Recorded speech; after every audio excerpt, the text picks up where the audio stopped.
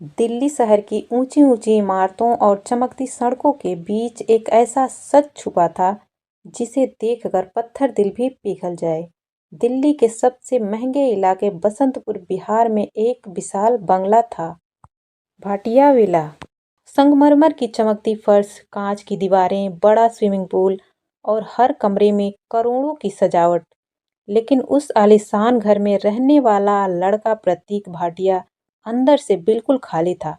प्रतीक शहर के बड़े उद्योगपति महेंद्र भाटिया का इकलौता बेटा था। पैसा, गाड़ियां, पार्टियां, विदेश यात्राएं, उसके पास सब कुछ था, लेकिन एक चीज नहीं थी, दिल का सुकून। घर में दर्जनों नौकर काम करते थे। उनमें से एक थी चंचू। चंचू करीब 21 साल की दुबली पतली सांवली सी लड़की थी। चेहरे पर मासूमियत, आंखों में थकान और सिर हमेशा झुका हुआ। वो रोज सुबह सबसे पहले आती, आंगन साफ करती, बर्तन धोती, कपड़े तह करती और शाम होने से पहले चुपचाप चली जाती। घर के बाकी नौकर अक्सर उसका मजाक उड़ाते।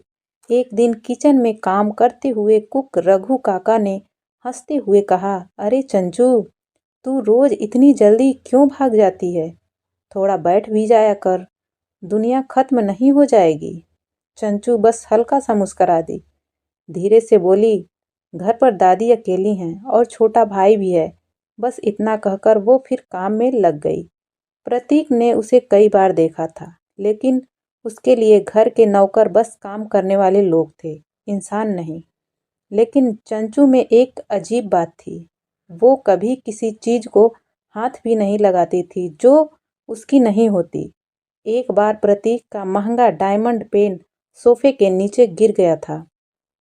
शाम को चंचू ने वो पेन ढूंढकर उसके सामने रख दिया। साहब, यह नीचे गिरा हुआ था। प्रतीक ने बिना धन्यवाद बोले पेन ले लिया, लेकिन जाते जाते उसके मन में पहली बार ख्याल आया, अजीब लड़की है। दिन गुजरते गए।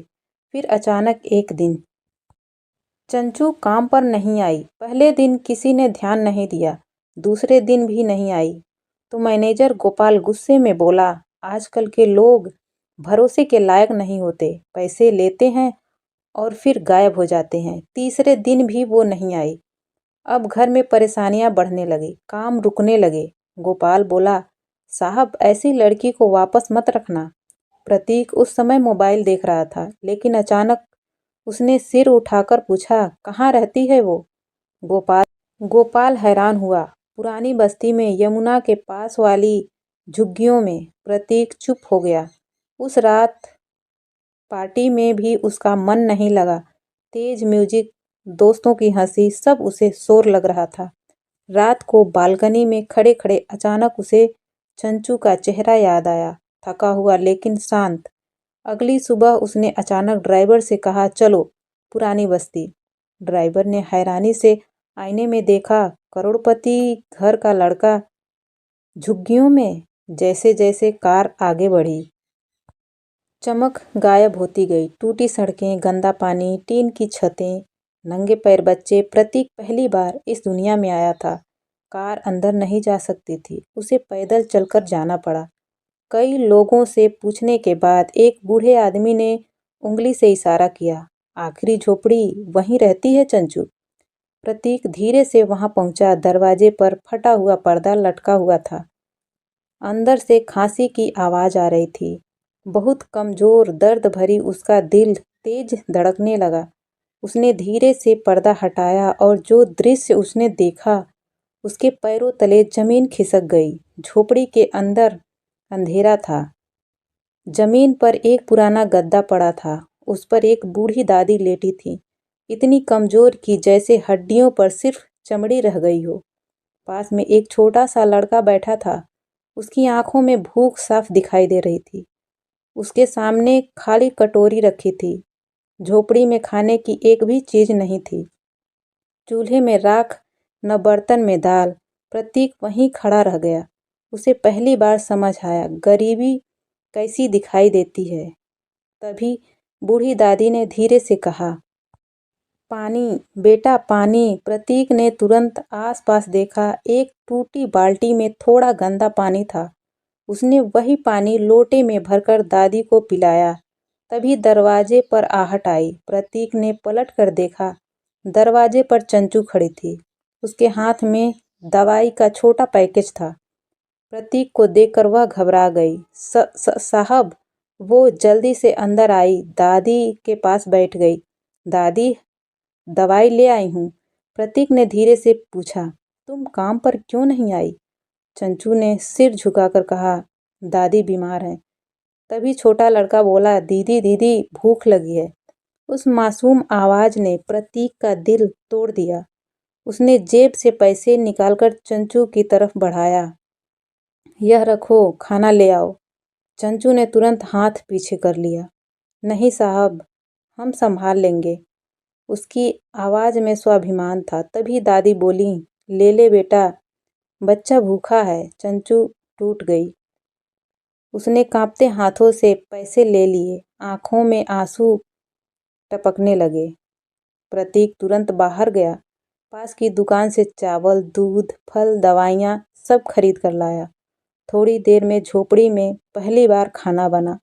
जब छोटा भाई खाना खा रहा था, उसके चेहरे की मुस्कान देखकर प्रतीक के दिल में अजीब सी खुशी हुई। उसे पहली बार लगा, यही असली खुशी है। उस दिन के बाद प्रतीक रोज वहां जाने लगा। दवाइयाँ, राशन, डॉक्टर सब उसने संभाल लिया। धीरे धीरे दादी की हालत सुधरने लगी। लेकिन एक दिन अस्पताल से फोन आया, मरीज की हालत गंभीर है। जब प्रतीक अस्पताल पहुंचा, चंचू फर्श पर बैठकर रो रही थी। कुछ देर बाद दादी ने आखिरी सांस ली। चंचू की चीख पूरे अस्पताल में गूंज गई। उस दिन के बाद चंचू बिल्कुल चुप रहने लगी। एक दिन छोटा भाई प्रतीक के पास आया, धीरे से बोला, भैया आप हमें छोड़कर तो नहीं जाओगे? प्रतीक की आंखें भर आईं। उसने बच्चे को गले लगा लिया, कभी नहीं। कुछ दिन बाद उसने कहा, अगर तुम चाहो तो तुम दोनों मेरे घर चलकर रह सकते हो। चंचू ने भाई की तरफ देखा। उसकी उम्मीद भरी आंखें देखकर उसने धीरे से सिर हिला दिया। कुछ महीनों बाद भाटिया विला बदल चुका था। छोटा भाई स्कूल जाने लगा, चंचू घर संभालने लगी और प्रतीक पहली बार सच में खुश था। एक दिन बालकनी में खड़े खड़े उसने नीचे खेलते बच्चों को देखा और मुस्कुरा दिया। उसे समझ आ गया, असली अमीरी पैसों में नहीं, अपने लोगों में होती है। पीछे से चंचू चाय लेकर आई।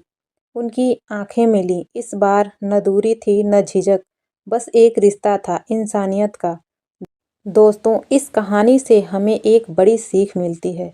अमीरी पैसों से नहीं होती, दिल से होती है। किसी भूखे को खाना देना, किसी टूटे इंसान का सहारा बनना, यही असली इंसानियत है। अब आप बताइए, अगर आप प्रतीक भाटिया की जगह होते तो क्या आप भी उस झोपड़ी तक जाते? और इस कहानी में सबसे बड़ा त्याग किसका था, प्रतीक का या चंचू का? अगर कहानी ने आपके दिल को छू लिया हो तो इसे इसे ज़रूर शेयर कीजिए, ताकि इंसानियत की ये कहानी और लोगों तक पहुंच सके। धन्यवाद दोस्तों।